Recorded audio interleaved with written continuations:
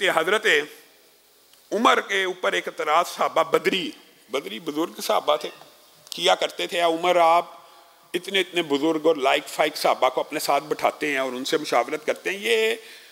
جب بھی عبداللہ ابن عباس آتے ہیں آپ ان کو کہتے ہیں آپ بھی آ جائیے اس مجلس میں، وہ بچہ ہے،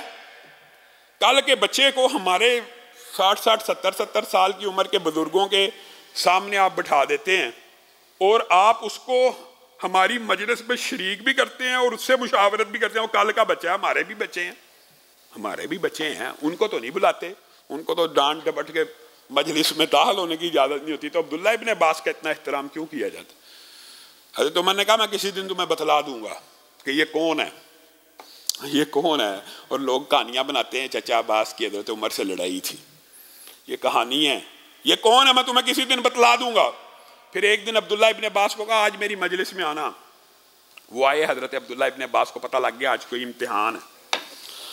صحابہ سے پوچھنے لگے اذا جاء نصر اللہ والفتح کی جو سورت نازل ہوئی تھی اس کے بارے میں کیا کہتے ہو؟ بڑے جید صحابہ بیٹھے ہوئے ہیں، کہنے لگے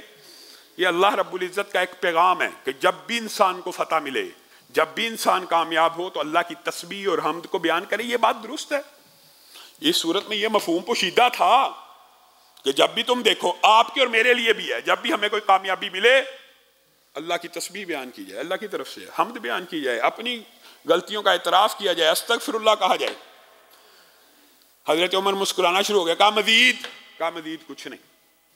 عبداللہ ابن عباس کو کہا بتا تیرا اس صورت کے بارے میں کیا خیال ہے؟ عبداللہ ابن عباس کہنے لگے اس بات کے علاوہ بھی اس صورت میں ایک بات کا اشارہ ہے۔ کہا کس چیز کا؟ کہا رسول اللہ صلی اللہ علیہ وسلم کے دنیا سے چلے جانے کا، رسول اللہ صلی اللہ علیہ وسلم کے فوت ہونے کا۔ حضرت عمر نے کہا اللہ کی قسم تو نے سچ فرمایا، اور صحابہ کو کہا اب تمہیں سمجھ آئی ہے یہ ہماری مجلس میں کیوں بیٹھتا ہے؟ یہ مفسر قرآن ہے، اس کے سینے میں علم قرآن ہے، یہ جو قرآن کی تفسیر بیان کرتا ہے اس کو رسول اللہ کی دعائیں لگی ہیں کہ اس کے سینے کو کھول دیا جائے قرآن کے لیے۔ اصل بات یہ ہے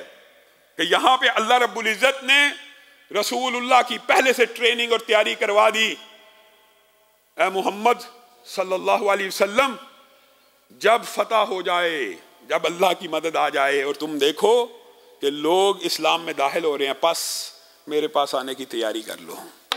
تمہارا رب پھر تمہارے سے ملاقات کرنا چاہے گا۔ ہاں عبداللہ ابن عباس نے یہ تفسیر بیان کر دی، اور قربان جائیں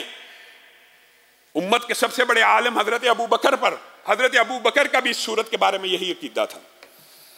جب یہ صورت نازل ہوئی تو لوگ بڑا خوش ہوئے کہ اب فوج در فوج لوگ اسلام میں داخل ہوں گے۔ حضرت ابو بکر کے چہرے کی طرف دیکھا تو رو رہے ہیں۔ کہا آپ کیوں روتے ہیں؟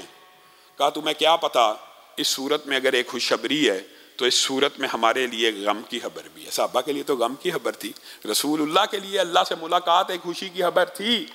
لیکن صحابہ کے لیے ایک لیڈر کا چلے جانا، ایک قائد کا، رہنما کا، نبی کا چلے جانا، حضرت ابو بکر اس صورت کے نازل ہونے پہ زاروں کے تار رونا شروع ہو گئے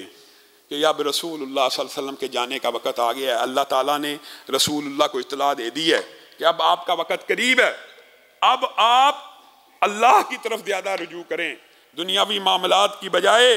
اللہ رب العزت کے سامنے، اور رسول اللہ تو پہلے ہی اللہ کے سامنے کھڑے ہونے والے اور اللہ کا خوف کرنے والے اور اللہ سے ڈرنے والے تھے۔ آگے ان واقعات کے بعد